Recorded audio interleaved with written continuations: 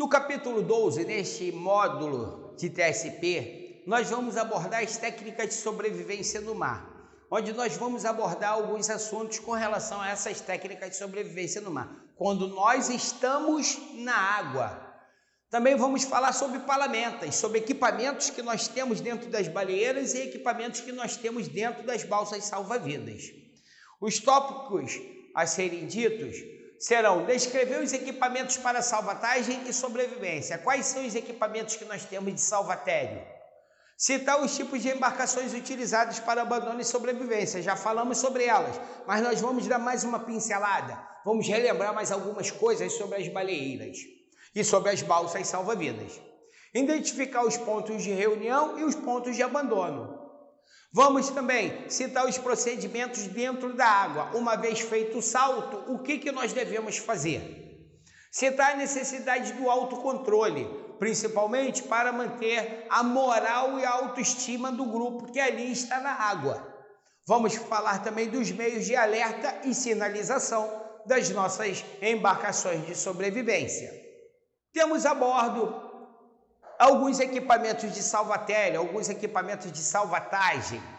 Bom, as boias salva-vidas ou boias circulares, elas são muito utilizadas quando nós temos também as emergências de homem ao mar. Homem ao mar, o que nós vamos fazer quando tem homem ao mar? Caiu alguém do convés e está lá na água. Primeira coisa, a primeira pessoa que avistou essa pessoa caindo na água vai procurar no convés aonde tem uma boia, vai pegar essa boia e lançar para essa pessoa. Lembrando, lance perto, não em cima, porque pode atingir o companheiro na água. Então, lançou a boia, de preferência, a boia que tem um cabo retinida.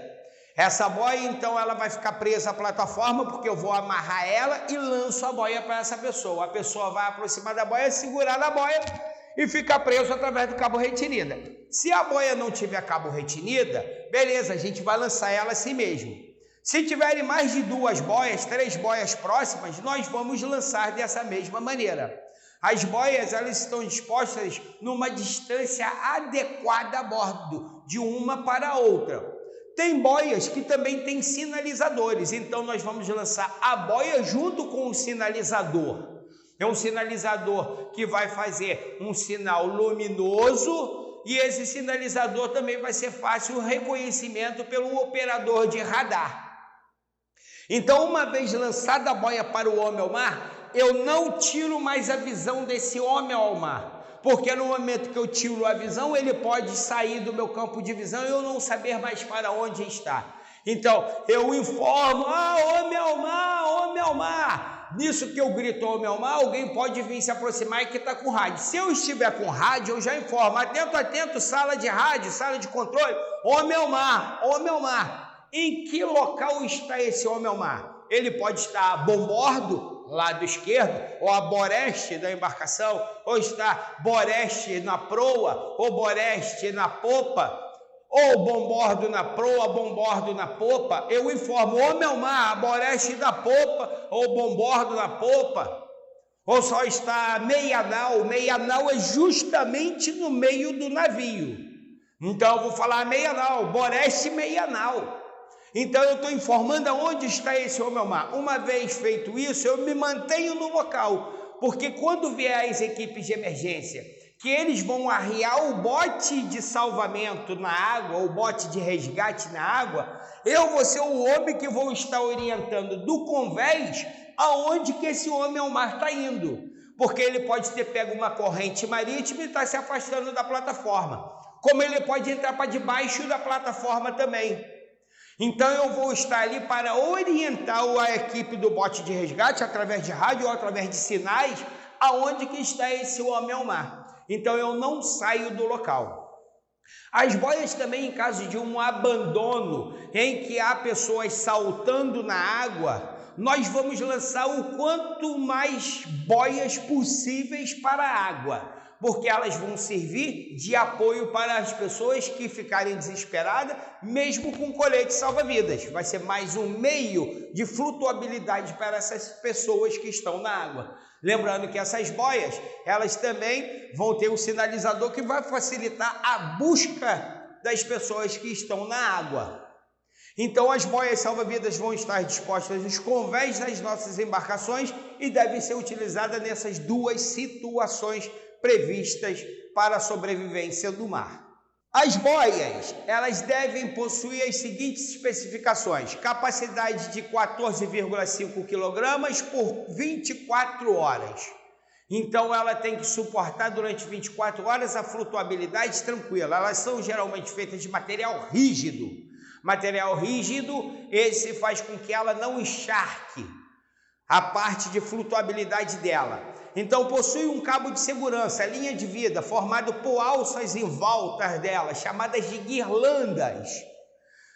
Isso também possibilita que uma ou mais pessoas possam segurar numa boia apenas.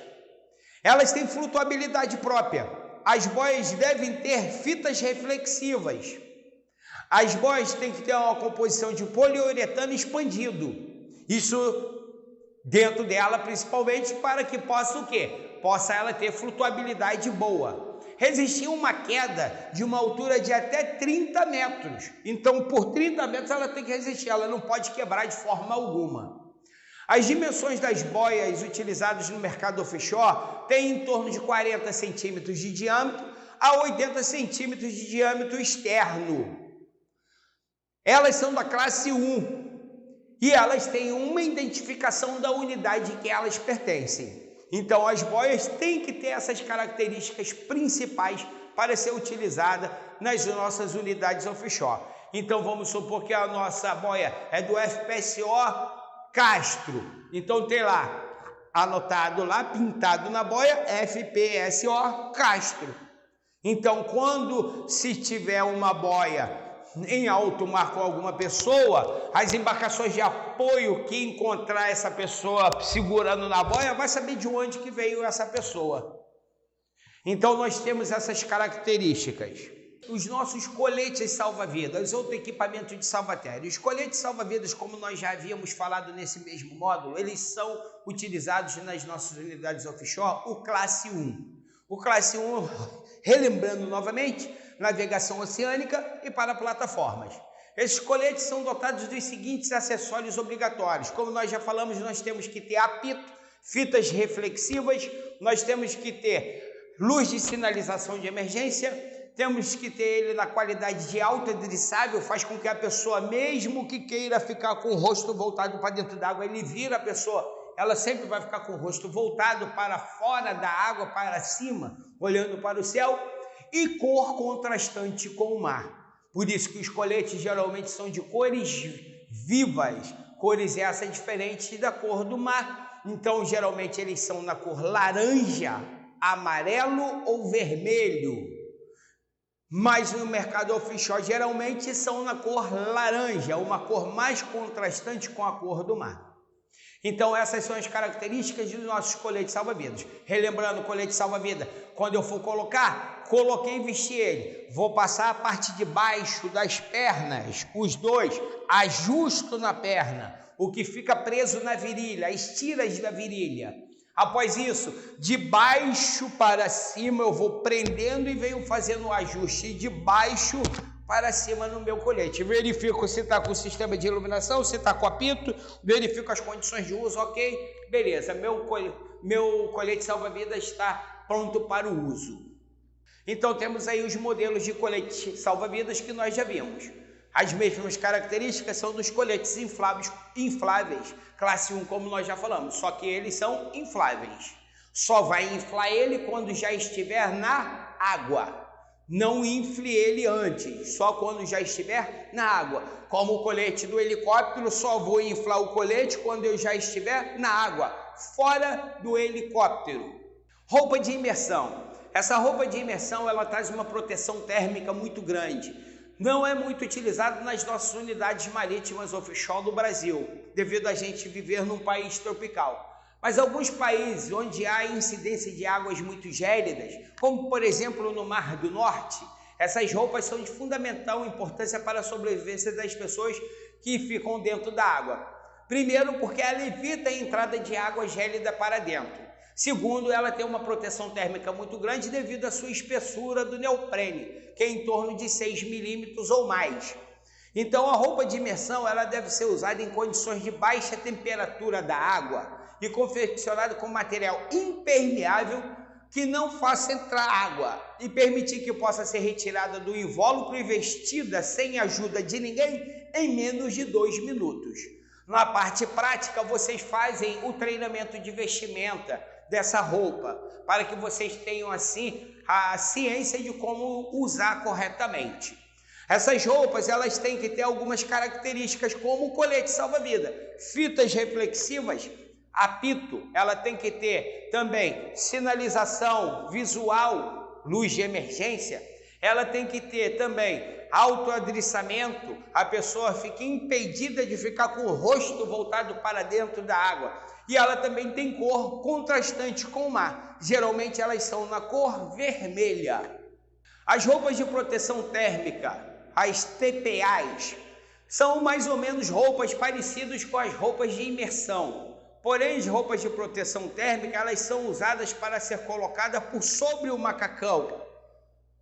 Essas roupas têm proteção térmica, servem para proteger o corpo do frio intenso. Normalmente, suas cores variam entre laranja, amarelo e vermelho. São de material à prova d'água, reduzem a perda do calor do corpo e essas roupas são projetadas para suportar temperatura entre menos 30 graus a 20 graus centígrados. Dá uma proteção térmica adequada para pessoas em estado de sobrevivência. Temos equipamentos para salvatagem diversos e para sobrevivência, como sinalizadores, nós temos remos, nós temos mantas térmicas, nós temos, além de âncora flutuante, nós temos kit de alimentação, água, temos espelho refletor, nós temos vários equipamentos para serem utilizados. Dentre eles, nós vamos citar alguns aqui e como utilizá-los. As embarcações de sobrevivência rígidas, conhecido como baleeiras, pode ser de lançamento turcado, como eu já falei, como de lançamento free fall, ou queda livre. Nós temos as baleeiras onde nós temos os cintos de segurança dentro dela, de cores contrastantes e alternadas. Por que os cintos de segurança são de cores contrastantes e alternadas? Porque vai facilitar ao tripulante comandar a entrada dos demais passageiros. Porque se eu sentei num banco onde o cinto que eu estou usando é azul, eu não vou poder botar uma tira azul e a outra tira laranja. As duas tiras do meu banco tem que ser azul. E eu sei que quem está do meu lado da direita e quem está do meu lado da esquerda vai estar com um cinto de segurança na cor laranja. E esses, por sua vez, vão saber que quem está do lado deles estão com cinto azul.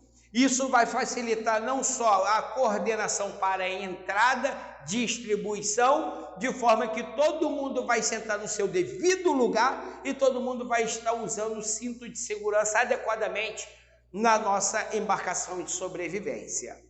Temos então aí, como eu já falei, a baleeira de lançamento pelo turco, a baleeira turcada, ou é o turco de rebater. O turco de rebater é o que vocês estão vendo, essa estrutura metálica, onde nós temos dois braços, um braço na popa e um braço na proa, um na proa e outro na popa. Esses braços, eu tenho um cabo de aço que é interligado na baleeira através de anelão e através de dispositivos gatos. E aí sim, são gatilhos, engates rápidos. Então, essa baleeira, ao ser arriada na água, deve ser feita a remoção desses cabos dos braços. A remoção é feita por parte do timoneiro, que através de um sistema de alavanca, ele faz a liberação dos gatos. Assim sendo, se a liberação não for eficaz e ainda ficar alguma coisa presa, ele tem um cotimoneiro que pode auxiliar ele, fazendo a abertura da escotilha de proa ou da escotilha de popa para auxiliar a retirar esse anelão dos gatos, ou retirar o gato do anelão. Temos aí outro tipo de lançamento de baleeira, através de um turco. outro modelo de turco de lançamento. E temos as Free Fall, são baleeiras de queda livre. Ela, através desse dispositivo em forma de rampa, ela se solta dali de cima e ela é projetada contra a água em queda livre. Devido ao seu projeto ter a proa afilada, ela entra cortando toda a resistência da água, fazendo assim um pouso adequado na água. As balsas de lançamento manual e lançamento pelo turco. Nós já falamos como que é o lançamento manual e o lançamento pelo turco. A forma adequada de se fazer esses lançamentos, de forma a garantir a segurança não de quem vai entrar, mas também a segurança da balsa, para que ela não se danifique, ou que ela rompa, ou que ela fique furada, rasgada, impedindo então o uso dela.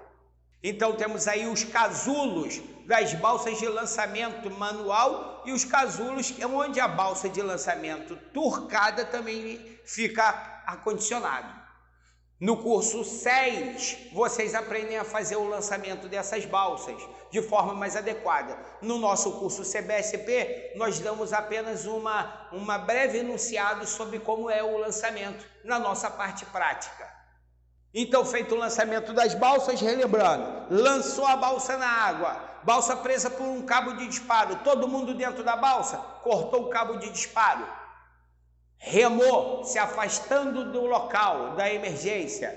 Uma vez feito isso, acionamento do SART, do transponder radar, além de fazer o transponder radar funcionar, nós vamos lançar também a âncora flutuante, relembrando, tomar pílula de enjoo quem for necessário, fazer a administração ali dentro, mantendo a balsa sempre seca. O coordenador vai determinar funções para as pessoas, alguém vai ficar cuidando dos doentes e dos feridos, alguém vai ficar responsável pela ração, alguém responsável pela água, alguém vai ficar de vigia, olhando para ver se veio alguma embarcação ou alguma aeronave, porque se avistarmos uma aeronave ou uma embarcação ao horizonte, nós vamos utilizar os nossos sinalizadores. Sinalizadores esses que nós vamos ver esses equipamentos, como é utilizado cada sinalizador, para que é cada sinalizador utilizado a bordo das nossas embarcações de sobrevivência. Caso a balsa venha a ficar virada, emborcada no lançamento manual, no lançamento pelo turco não é possível, mas se for um lançamento manual, no disparo ela ficar emborcada, nós vamos descer até a água, isso é, quem vai fazer o desemborcamento, desvirar essa balsa. Essa pessoa vai pegar 2 cabos que ficam pela parte de baixo da balsa, vai pisar nos flutuadores pelo lado contrário e começar a puxar e jogando o corpo para trás, não soltando o cabo. Uma vez a balsa virando, essa pessoa vai estar debaixo da balsa segurando o cabo. O cabo vai servir de cabo guia para ela sair debaixo da balsa e entrar na balsa. Após ela entrar na balsa, ou outra pessoa que porventura veio auxiliar no desvirar, eles vão dar ordem para as pessoas descerem pela escada de quebra-peito e fazer a entrada de forma ordenada dentro dessa balsa salva-vida. Ordenada, como nós já falamos, entrando um de cada lado e fazendo cruzamento o tempo todo. Ponto de encontro, já falamos, é o ponto onde, em caso de emergência, tocado o alarme de emergência intermitente, nós vamos parar tudo que estamos fazendo, desligar equipamentos, desenergizar se possível, seguir pela rota de fuga pelo lado da direita e se encaminhar até o nosso ponto de encontro. Se possível, se a gente tiver tempo, se for assim necessário, nós vamos ao camarote para pegar o colete salva-vidas. Relembrando, chegando no ponto de encontro, também temos os coletes salva-vidas. Mas chegamos lá, nós temos os procedimentos a seguir. Vou estar com o colete salva-vidas vestido, colocado, vindo do camarote. Se não, chegando lá, coloco o colete salva-vidas, já estou de capacete, luva, óculos, bota e macacão, faço uso do cartão T, ok, e respondo a chamada de POB. Então é o ponto de reunião da galera que não vai fazer parte da emergência, que não vai combater nada na emergência. Os pontos de reunião e os postos de abandono estão de acordo com a tabela mestra, como nós já falamos. Temos pessoas responsáveis nos postos de abandono, pessoas responsáveis nos pontos de reunião, que são os coordenadores. Eles é quem fazem a chamada de POB e verificam o uso do cartão T. Temos aí no nosso slide um cidadão próximo à baleeira. Esse cidadão nada mais nada menos do que é um coordenador do posto de abandono. Ele vai coordenar a entrada das pessoas na baleeira de forma ordeira, a fim de manter a segurança em situação de abandono. Procedimentos do náufrago na água. Após o salto na água, nade apenas se for possível chegar a uma embarcação de sobrevivência ou algum objeto que esteja flutuando. Então, relembrando, vou fazer o salto. Protegeu vias aéreas, dedo indicador, dedo médio. Após isso, segurei com a outra mão no colete salva-vidas, joguei o cotovelo contra o colete. Olhei para baixo, não tem nada, que impeça o meu salto. Olho para o horizonte e aí sim, uma perna se lança à frente, a outra cruza. Estou na água. Uma vez na água, mantenho, porque eu vou afundar, mantenho a mão. Após eu subir, aí sim eu libero a mão. Temos outro procedimento. Afundou, quando afunda, a mão do nariz se mantém. Eu levanto uma mão com os punhos cerrados e vou subindo, fazendo movimentos circulares. Esse movimento circular vai servir justamente para causar um turbilhonamento, porque no momento em que eu pulei, se veio algum destroço, algum óleo, alguma coisa, no movimento circular que eu faço aquele turbilhonamento subindo que vai afastar para a minha cabeça não atingir nada. Relembrando novamente, é o único momento no salto que vocês vão retirar o capacete. Não saltem de capacete. Então subi, cheguei na superfície, vamos remar. Mantenham a perna fechada, olhe a direção que vocês estão, para onde vocês vão remar para sair, se afastar da unidade. Então se eu tiver que girar para o lado da direita, então eu vou colocar o braço direito no peito e vou remar com o braço da esquerda de costa. Não é de frente, nadar de frente não existe em sobrevivência com colete salva-vida. Costa, olhando para o céu, olhando para onde vocês estão indo, e remo com a esquerda, girei para a direita. Tomei o meu rumo, vou remar com as duas mãos ao mesmo tempo, mãos em formato de concha, remando e se afastando. Relembrando que as pernas se mantêm fechadas, cruzadas, a fim de minimizar a perda de calor do corpo. Se eu quiser girar para a esquerda, mão esquerda no peito, remo com a direita. Girei, tomei o rumo, remo com as duas mãos e me afastei. Uma vez afastado, nós vamos tomar algumas precauções que vão ser ditas adiante. Então, após o salto, mantenha-se calmo. Faça o procedimento de afastamento. Uma vez fazendo o procedimento, nós vamos nos afastar e fazer a posição HELP.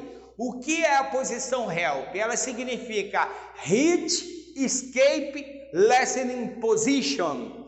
Então é uma posição para evitar perda de calor do corpo. O HELP aí não é de socorro, é HELP de Heat, calor, Heat Escape Lessening Position, posição para evitar perda de calor do corpo. Então essa posição eu me afastei, vou manter os meus dois braços colados no colete, pernas cruzadas e encolhidas, como se fosse uma posição fetal. Essa posição vai impedir a perda de calor corpóreo de forma muito acentuada. Então é uma posição que eu aguardo até que chegue mais gente para nós formarmos um grupo ou que chegue uma embarcação para me salvar naquela situação.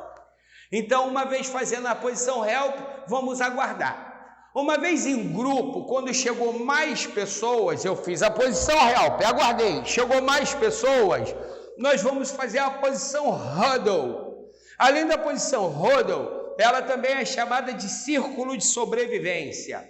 Assim sendo, vamos procurar ter o máximo de número de pessoas para fazer a posição Huddle e o círculo de sobrevivência. E aí sim, se existirem feridos, os mesmos deverão estar dispostos no centro do círculo. Mantenha a busca por qualquer objeto que possa flutuar e possa ser usado pelo grupo. Mantenha-se a uma distância segura da embarcação sinistrada. Do que está sinistrado, a gente mantenha a distância, não se afastando muito também do local do sinistro, porque é onde as equipes de busca vão fazer a sua procura. Então é o local mais adequado para nós ficarmos. Como que é a posição huddle e o círculo de sobrevivência? Vamos agora observar como que são essas posições. Então temos aí a posição help, hit, escape, listening position. Então relembrando vocês como que é o círculo de sobrevivência e a posição huddle. Lembrando, após fazer o salto da água, vamos nos afastar como foi orientado para vocês. Ficamos na posição help, a posição help, relembrando, os braços cruzados por sobre o colete, pernas cruzadas e encolhidas. Quando chegar mais pessoas, mais uma pessoa, vamos fazer um abraço, um com o outro. Chegou uma terceira pessoa, os três vão se abraçar, segurando pela cintura e pelo ombro. Chegou mais uma pessoa, uma quarta pessoa, vamos formando esse grupo, aumentando. Quando tiver uma quantidade suficiente de pessoas, nós vamos formar um círculo de sobrevivência. Vamos dar os braços um para o outro, de forma a encaixar na altura da articulação do cotovelo. Nesse encaixe, vamos jogar a cabeça para trás, mantendo o corpo voltado para cima, olhando para o céu. As pernas voltadas para o centro, de forma cruzada. Se houver doentes e feridos, vamos jogar no meio desse círculo. E vamos fechar um círculo dessa maneira. Um dando o braço para o outro, fechando o círculo. Só que agora chegou uma embarcação de sobrevivência, ou não só uma embarcação de sobrevivência, chegou uma embarcação de apoio e está a uma certa distância que não está conseguindo se aproximar da gente. Nós vamos ter que fazer o nado coletivo. O nado coletivo ou nado em grupo vai ser feito da seguinte maneira. Nós vamos soltar os braços das articulações, segurar mão com mão. Nisso eu segurei o meu companheiro aqui e vou puxar ele para entre as minhas pernas, colocando a cabeça dele na minha pelve e ele está entre as minhas pernas. Ele vai fazer a mesma coisa, puxando o companheiro que está com a mão nele, puxando a cabeça para a altura da pelve e botando ele no meio das pernas. Todos vão fazer isso, exceto o último homem dessa fileira do círculo. Esse último homem, ele vai ficar de frente para o grupo, no meio das pernas do último homem, segurando no colete salva-vidas dessa pessoa. Esse camarada, ele é o timoneiro do grupo no nado. Ele é quem vai orientar. Nós estamos de costa, nós vamos nadar de costa, remando, nós não podemos ver para onde nós vamos. Então esse timoneiro, ele vai indicar, precisamos fazer uma curva à direita, então ele vai indicar o lado que nós devemos ir. Nós estamos de costa, nós vamos fazer o quê? Mão no peito, uma vez a mão no peito, a outra mão suspende, que ele vai estar indicando, todo mundo com o braço suspendido, o timoneiro vai informar, remando, aí a gente rema, ele remando, ou então ele vai dar o toque de hop, hop, hop, isso para manter uma cadência na remada. Uma vez a gente remando, girou, ficou na posição que ele queira que a gente vá, ele vai fazer um sinal com os dois braços, que é para a gente nadar reto. Então nesse momento, todo mundo vai levantar os braços, e aí sim, ele vai dar a cadência, remando, remando, ele hop, hop, hop, na cadência. Essa cadência vai ser mantida de forma a todo mundo remar no mesmo tempo, à mesma hora, de forma a fazer com que a remada seja eficaz e o deslocamento preciso. Então, o timoneiro do grupo do nado é o responsável por dar a direção, até chegarmos na balsa salva-vida, ou na baleira, ou numa embarcação de apoio. Quando chegarmos numa balsa salva-vida, em torno da balsa, nós temos um cabo de segurança, as guirlandas. O primeiro que aproximou, segura no cabo, segura o companheiro, puxa ele segurar no cabo.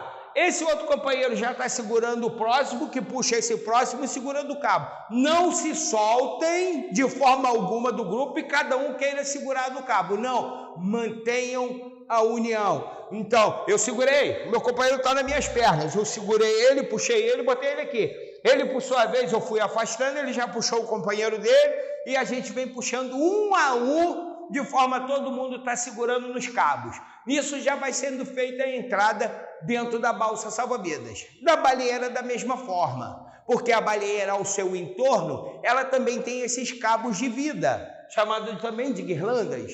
Então vai ser utilizado esses cabos de vida da baleeira. Já numa embarcação de apoio, vai ter no costado dessa embarcação ou uma escada de quebra-peito, ou vai ter também uma rede de acesso.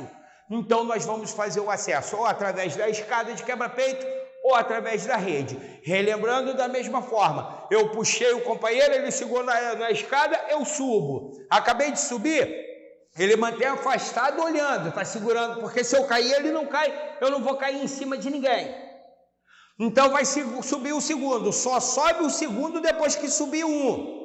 Porque se estiver subindo um, o outro desesperado começar a subir outro. Se cair o primeiro lá em cima, sai levando todo mundo. Então aguardem, sobe um, aguardou, sobe outro, sempre mantendo uma posição segura, olhando para a escada.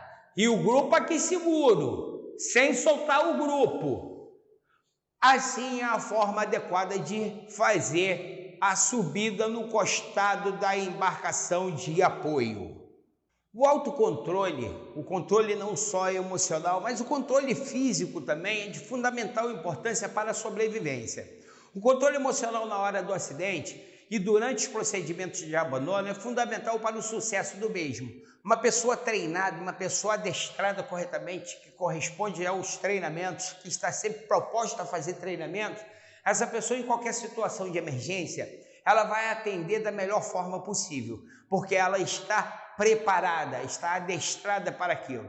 Lógico, há pessoas que numa situação real possam ter a perda do controle emocional, mas basta um companheiro dar uma palavra que possa ser que mude essa situação, uma palavra de autoestima, uma palavra motivacional. Então, a melhor forma para se evitar o pânico é estar preparado para essa emergência. E isso só se consegue com treinamento constante. Então, se todos estão preparados, todos estão treinados, pode ser que haja alguém que entre em pânico? Pode. Mas se o resto estiver preparado, vão dar conforto para essa pessoa, vão fazer com que ela entre com fator autoestima e eleve a moral dessa pessoa, para que ela não entre com essa perda de controle emocional e psíquico, de forma que impeça o salvamento dela. Rádio VHF portátil. O rádio VHF portátil, ele além de ser utilizado nas nossas operações diárias de trabalho dentro das unidades, ele é utilizado nas fainas de emergência. Os coordenadores dos pontos de reunião, nos postos de abandono, os coordenadores de brigada, toda a equipe de emergência está munido de um rádio VHF. Quando é feito o abandono de uma unidade ou até a evacuação, esses nossos coordenadores, eles vão estar munidos nesse rádio, onde eles irão colocar no canal 16. O canal 16 é o canal de emergência, onde nós vamos estar na fonia de emergência falando com outras embarcações e com outras pessoas cientes do que nós estamos passando. Então, eles são utilizados normalmente para comunicação em instalações ou navios. Nas emergências, os rádios deverão ser levados para as baleeiras e balsas, a fim de manter contato constante com outros grupos de emergência ou com outras embarcações de apoio, com equipes de resgate. Esse contato, em caso de emergência, vai ser feito através do canal 16. Ele pode ser usado para transmitir uma chamada de Mayday. O Mayday é a chamada universal para a emergência. Devo repetir essa mensagem 3 vezes. Mayday, Mayday, Mayday. Aqui é a embarcação de sobrevivência da unidade FPSO Castro. Estamos em emergência, abandonamos a unidade. Estamos precisando de apoio imediatamente.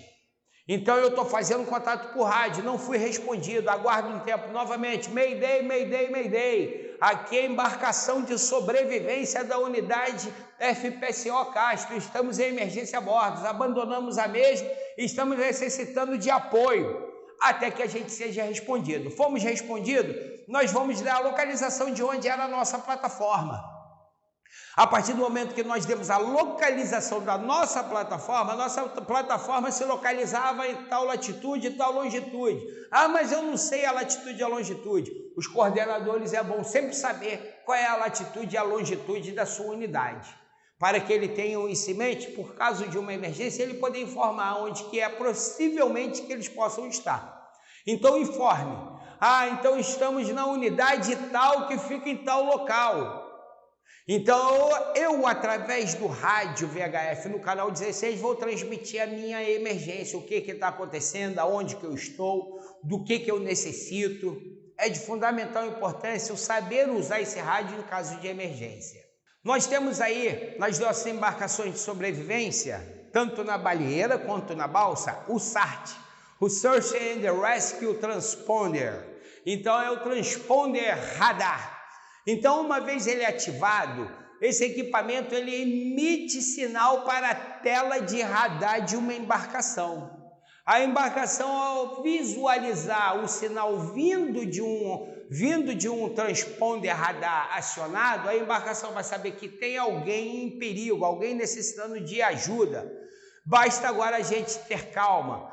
Nesse momento, a gente também está tentando fazer contato via rádio. Nesse momento, eles também vão passar a tentar mais na comunicação de rádio. Vai ter um momento que eles vão conseguir captar a nossa mensagem. E aí a gente vai passar o que a gente está passando, o que a gente está necessitando, qual foi a emergência, tudo necessário para que o apoio venha de imediato para nos ajudar. Nós temos um equipamento a bordo das unidades offshore e a bordo dos navios, conhecido como EPIRB. O EPIRB, geralmente fica, esse equipamento, no ponto mais alto da embarcação, geralmente é lá no passadiço. Esse ponto no passadiço é um ponto estratégico, porque em caso da unidade afundar, ele tem um dispositivo de soltura automática. Então ele, quando é ativado, porque ele também é ativado de forma automática quando ele se faz essa soltura, que ele entra em contato com a água, ele emite um sinal para os satélites do sistema Inmarsat. Esse satélite, por sua vez, ele manda o sinal para os comandos de operações navais. E aí sim, os comandos de operações navais e as equipes de busca e salvamento, o SAR, eles passam a saber que tem uma embarcação necessitando de um resgate. O EPIRB, ele tem um código alfanumérico que identifica qual é a embarcação. Então eles já vão saber qual é a embarcação que está em perigo, que necessita de apoio e aproximadamente aonde que ela está, porque o sinal de satélite vai mostrar aproximadamente aonde que o EPIRB foi acionado. Então o EPIRB, ele se chama EPIRB porque é Emergency Plan Indicator Radio Baliza. É um radiobalizador de emergência através do sistema de satélite Inmarsat. Vocês lembram do código SSAS, que é lá o ISPS Code? O ISPS Code, que é o código de contra terrorismo, contra pirataria, ele também faz a mesma coisa, ele manda sinal para o satélite do sistema Inmarsat. Então, a partir do momento que o EPIRB enviou esse sinal, chegou ao Comando de Operação Naval, o Comando de Operação Naval, em conjunto com outros órgãos, e principalmente em conjunto com o SAR, que é a equipe de busca e salvamento, vão providenciar aí o resgate o mais rápido possível. Se for águas próximas à costa, entra também em ação o Corpo de Bombeiros da região mais próxima. Então nós temos aí uma operação de busca e resgate bem sucedida devido ao uso desse equipamento. Nós temos o refletor radar. O refletor radar, ele reflete o sinal na tela do radar de embarcações.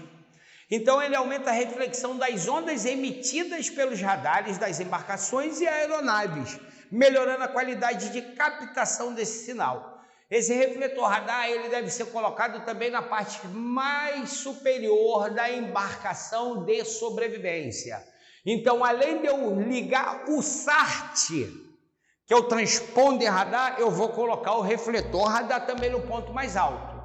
Sendo que o meu navio afundou, tem também um EPIRB acionado. Além desses equipamentos de sinalização e localização, nós vamos ter pirotécnicos, sinalizadores pirotécnicos. São dispositivos de sinalização visual noturna e diurna, utilizados para localização de náufragos.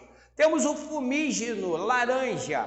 O fumígeno laranja, ele fica soltando fumaça laranja no mínimo 3 minutos. Ele vai ser usado durante o dia. Somente durante o dia. À noite não se faz visualização adequada de fumígeno. Então, durante o dia, se eu observar uma embarcação bem próxima, não pode ser muito longe, bem próxima, ou uma aeronave vindo em minha direção, eu vou lançar o fumígeno. O fumígeno também ele é usado para orientar as aeronaves de resgate quanto à posição do vento. Porque o vento vai estar batendo, vai estar mostrando para onde está indo a fumaça, a posição da aeronave de resgate, ela vai fazer uma abordagem mais adequada, de forma que o vento não vai interferir. Além disso, temos outro tipo de pirotécnico. Nós temos aí o facho manual. O facho manual é aquele facho que fica na mão de um dos sobreviventes. Então, esse facho manual, ele tem que ficar aceso por no mínimo 1 minuto. A queima tem que ser por no mínimo 1 minuto. Jamais jogue a chama de encontro aos flutuadores de uma balsa. Lembre-se disso. Ele pode ser visto a uma distância de 5 milhas. Então, ele é muito utilizado não só para o dia, mas ele à noite, ele é muito eficaz, com o entrar da noite. Então, eu avistei uma embarcação lá longe, eu posso fazer o uso dele, fazer sinalização através do meu facho manual. Temos também o foguete tipo paraquedas. O foguete tipo paraquedas, ele pode ser visto a uma distância de 40 milhas, porque uma vez ele disparado, ele sobe, lá em cima ele começa a descer através de um paraquedas, uma luz que vai ser vista até 40 milhas. Então eu estou vendo uma embarcação lá mais longe ainda. Então é através desse equipamento sendo lançado ao ar que essa embarcação vai ver a minha localização, vai ver que tem alguém precisando de ajuda. Lembrando, todos esses equipamentos no seu rótulo tem um modo de usar. Nós temos o disparo dele, o plug de disparo. Então leiam, vejam como que faz o acionamento do plug de disparo. Às vezes pode ser uma cordinha, às vezes pode ser um invólucro qualquer. Leiam com atenção o modo de usar. Principalmente o foguete tipo paraquedas, para vocês, em vez de lançar para o alto, vocês lançarem dentro da balsa ou dentro de uma baleeira. Aí, em vez de ajudar na emergência, vocês vão estar piorando mais ainda a emergência, porque vai trazer o risco de incêndio dentro da embarcação. Então, saibam usar lendo o manual de instrução que está no rótulo do próprio equipamento. É de fundamental importância essa leitura. Por falar em leitura, na nossa baleeira e na nossa balsa salva-vida, nós temos um livrinho também de sobrevivência. Esse livrinho de sobrevivência vai dizer tudo o que vocês têm que fazer em caso de sobrevivência. É um manual que deve ser lido também se nós, porventura, formos ficar mais tempo do que 1 dia, 2 dias em sobrevivência no mar. Então é importante lembrar, são 4 fatores que devemos ter para uma boa sobrevivência. Esses 4 fatores é de fundamental importância. Devemos ter equipamentos em condições de uso, equipamentos bons. Nós devemos ter conhecimento, mas se temos só conhecimento teórico, e não tivermos prática, treinamento, não vai adiantar nada. Então, além do equipamento, do conhecimento teórico que vocês estão adquirindo, vocês deverão ter a prática, que vocês também vão fazer essa prática de forma a se adequar para o procedimento. Além desses três, nós temos o quarto pilar, que é chamado o autocontrole. Tendo esses 4 pilares, nós temos aí uma sobrevivência adequada. Obrigado mais uma vez por nos escutar. Mais uma vez, a Fox Treinamento agradece a participação de vocês.